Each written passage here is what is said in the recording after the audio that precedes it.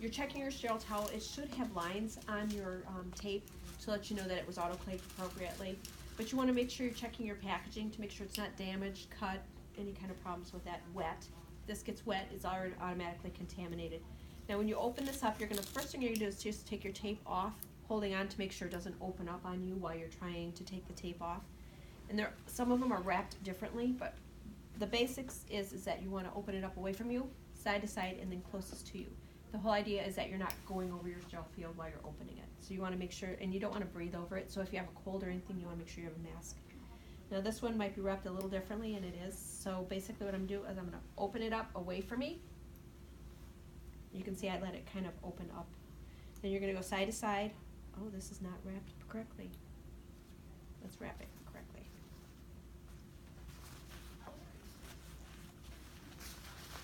Alright, so we're going to try that again. So we're going to open it up, and you notice I let it kind of open here. But if it opens up on you like that, just make sure your arm goes out and around it. Then you would do side to side, and then you would do down.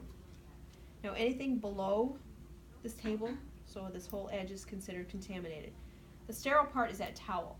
So what I'm going to do is I'm going to pick it up in the corner, because remember an inch all the way around that is contaminated. So I'm going to pick it up within that inch, and I'm going to let it open up like this. You don't want to go like this, right? You want to make sure you're very careful about not letting it wave. And the way I'm going to lay this down is I'm going to put it farthest away from me to me. Now see that? Went underneath. So an inch all the way around that is now contaminated. You can still use it, but you have to keep in mind that that inch right in here is all contaminated. So an inch all the way around is all contaminated. Now, if we were putting stuff on our sterile field, you want to be careful, and I'm going to have you guys practice. I'll open up one to show you, and then I want you guys to come and show me how you're going to open it. So basically what you want to do is you want to go ahead and open just a little bit of it. This side, the white side here, is sturdier than the plastic. It's more flimsy. So what I do is that goes under.